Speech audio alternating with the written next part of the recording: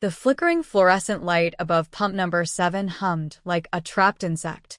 It was close to midnight, and the rain fell in sharp diagonal lines across the cracked pavement of a rundown gas station just outside Monroe, Georgia.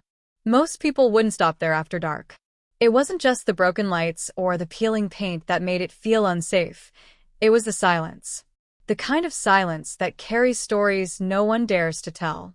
Amara Lewis stood beneath the narrow metal awning, her coat clutched tightly around her as the wind cut through the night. Her car, a fading blue sedan with a mismatched door, coughed weakly beside her. She had just enough money for a few gallons of gas and a loaf of bread on her way home from the late shift at the diner. But that's when she noticed him, a massive man astride a roaring Harley, tattoos crawling up his neck like serpents, a leather vest with the unmistakable red and white insignia of the Hells Angels. The kind of man she'd been taught to avoid. The kind of man most people would cross the street to escape. He killed the engine, patted his jacket, and swore under his breath. His card had declined. No wallet. No cash. The attendant's glare from inside the booth said everything. No gas, no exception. Amara didn't know why she did it. Maybe it was exhaustion. Maybe compassion. Maybe something deeper, the kind of quiet empathy born from a life of being judged by appearance. Without thinking, she stepped forward, slipped her card into the reader, and paid for his gas. He looked at her, startled, suspicious, as if waiting for her to ask for something in return. But she just nodded once and said softly, "Be safe out there." She didn't know that act would ripple into the most terrifying and miraculous night of her life. Because 24 hours later, the darkness she'd feared for years finally found her. And so did the angels on motorcycles. Amara Lewis had grown used to surviving on little money, little rest, little kindness. At 29, she was the mother of an 8-year-old boy named Micah, whose laughter was the only music in the small apartment they called home. The place was cramped and creaked whenever the upstairs neighbor walked, but it was theirs. Barely. The landlord, a man who wore his prejudices like perfume, had made it clear that she was lucky to be renting there at all. By day, Amara worked as a cleaner for a real estate company that flipped foreclosed homes, most of which looked better than her own. By night, she waitressed at Harper's Diner, a faded roadside stop off Route 23, where truckers came for cheap coffee and quick food. Her shifts often ended after midnight, leaving her to drive home through long stretches of road where the streetlights disappeared and the world went silent. Still, she didn't complain. There was no one to complain to. Micah's father had left years ago, the same week she told him she was pregnant. Her family had scattered, some too far away, others too bitter from old wounds to stay in touch. So, she learned how to live without depending on anyone. Yet every day carried its quiet battles. The suspicious eyes of the store clerk who double-checked her $20 bills. The way customers left smaller tips at the diner when they saw her dark skin behind the counter. The whispers in town about that single black girl raising a kid alone. It was nothing new, just the daily grind of prejudice, too subtle to report but heavy enough to carry home every night. But that night at the gas station had felt different. When she paid for the biker's gas, Amara had felt something shift, a flicker of pride, maybe, that she hadn't let fear dictate her heart. The biker's vest, the tattoos, the dangerous aura, they hadn't scared her. In a strange way, she had recognized something in him. The look of someone judged before they ever said a word. Still, she didn't think about him again after driving away. Her mind was already tangled in more pressing worries. Rent overdue by a week, groceries running low, and Micah's school calling to remind her about unpaid lunch fees. It was just another night, another act of kindness that would likely go unnoticed. But unnoticed wasn't the same as forgotten. The following evening, rain clouds gathered early, thick and gray, as she finished her double shift. The diner's neon sign buzzed faintly above the wet parking lot. She checked her phone, no messages, except one from a private number that had appeared the day before. "You look tired tonight. Need a ride home?" She had ignored it at first, brushing it off as spam. But when another message came hours later, "You shouldn't be walking alone out there," The unease had begun to crawl under her skin. She hadn't told anyone about it. Who would she tell? The police in Monroe didn't exactly take black women seriously unless there was blood on the ground. She drove home that night slower than usual, checking her mirrors more often than she cared to admit. When she pulled into the apartment complex, she noticed an unfamiliar black pickup truck parked across the street. Its headlights turned off, engines still running. Her heart thudded. Maybe it was coincidence. Maybe paranoia. Still, she grabbed Micah from her sister's babysitting shift and locked the door twice. Inside, the small apartment smelled of vanilla candles and spaghetti sauce. She tried to shake off the feeling, tucking Micah into bed, whispering prayers she'd learned from her grandmother long ago. The rain outside grew heavier, drumming against the windows like restless fingers. Before heading to bed, she glanced once more through the blinds. The truck was still there, engines still running. Amara didn't sleep that night. Somewhere between the sigh of the wind and the hum of distant engines, she knew something had shifted in the darkness, something that had been waiting for her. She didn't know that the man whose gas she'd paid for was only a few miles away that same night, parked in a biker bar off the highway, his crew around him, listening as he replayed in his head the simple words she'd said. Be safe out there. Words that would soon become a promise he intended to return.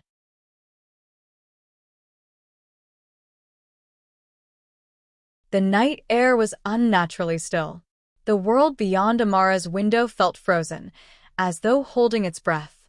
The clock read 12:47 a.m. when she woke to the faint growl of an engine outside. Not one, several. The sound was low, steady, layered like thunder rolling across asphalt. Her first thought was dread. The stalker. The truck. They'd come back. She slipped from bed, careful not to wake Micah, and peered through the blinds. At first, she saw nothing, just the quiet parking lot glimmering under weak moonlight. Then, from the far corner, a shadow moved. The unmistakable outline of that same black pickup truck. Headlights off. Her throat went dry. Her trembling fingers reached for her phone. The police line rang once, twice, no answer. Her pulse quickened. She whispered a prayer. Then, another sound rose beneath the hum of the pickup, a distant rumble that grew louder, closer, stronger. Motorcycles. Amara blinked. It started as one, then two, then more. Engines roaring through the night like a storm building momentum. Their lights sliced through the fog as they turned off the highway into her complex. A dozen bikes, moving in formation, the red and white Hells Angels insignia glinting under the glow of street lamps. Her heart jumped, half fear, half disbelief. The bikers rolled in slow, engines idling low, the noise heavy enough to shake the ground. The black pickup jerked to life at once, headlights flashing on. It reversed too quickly, tires screeching, panic obvious. The roar of engines surrounded it, blocking every exit. From her window, Amara saw the leader dismount, the same man from the gas station. His leather vest caught the light, his face hidden behind the brim of his helmet. He moved with controlled precision, unhurried yet unyielding. The driver of the pickup flung open his door. A man stepped out, tall, wiry and frantic. He shouted something, a blur of anger and fear. One of the bikers moved closer, resting a gloved hand on his belt, not a weapon drawn yet. The balance of power had shifted in an instant. Amara could only watch, breath shallow, as the leader spoke to the man in low tones, calm but cold. The stalker gestured toward the apartment buildings, clearly lying, denying, trying to talk his way out. But his words were drowned by the sound of more engines approaching. Back up. The Angels didn't move like criminals that night, they moved like soldiers. Coordinated. Focused. Every biker knew exactly what to do. Two circled around the truck, snapping photos of the license plate. Another shined a flashlight directly into the man's face, documenting him. The leader leaned in close to the driver, saying something only he could hear. Then, slowly, the stalker's bravado collapsed. His shoulders slumped, his voice cracked, his fear visible even from Amara's window. When he tried to run, the man from the gas station stepped in front of him, not striking, just blocking his path. The biker's gloved hand rose. One finger pointed toward the ground like a silent command. Stay down. And he did. Minutes later, flashing red and blue lights streaked across the lot, the police finally arriving, summoned not by Amara, but by one of the bikers who had already recorded everything. The stalker was cuffed before he could speak again, head ducked, face pale. As officers loaded him into the cruiser, one biker leaned against his motorcycle, smirking beneath his helmet. Another patted the leader's shoulder. But the man Amara remembered, the one whose gas she'd paid for, didn't smile.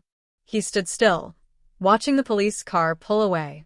Then he looked up straight toward her apartment window.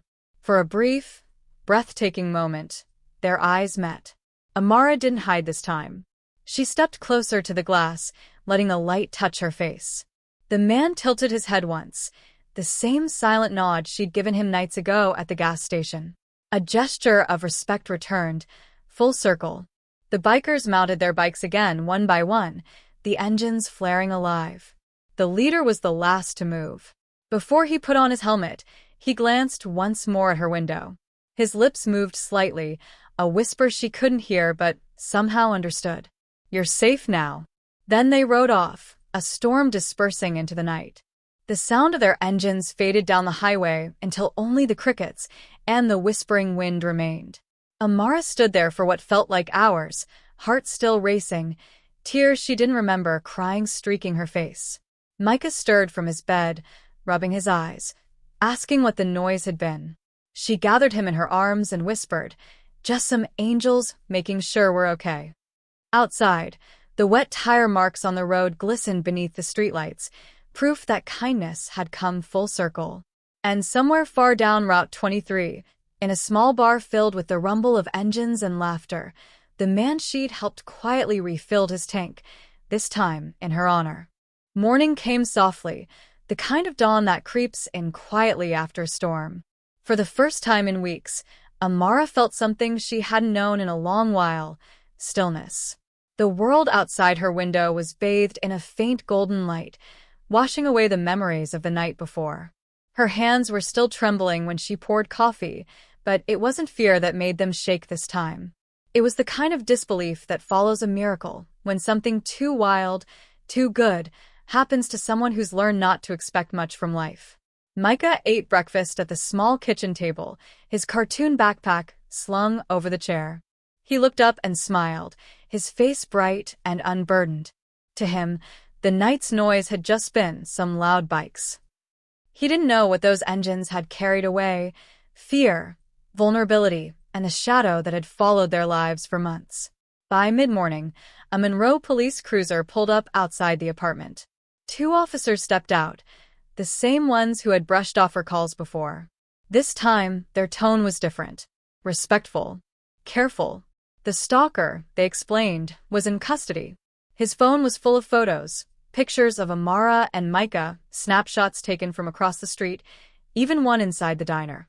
He'd been following her for weeks, waiting for the right moment.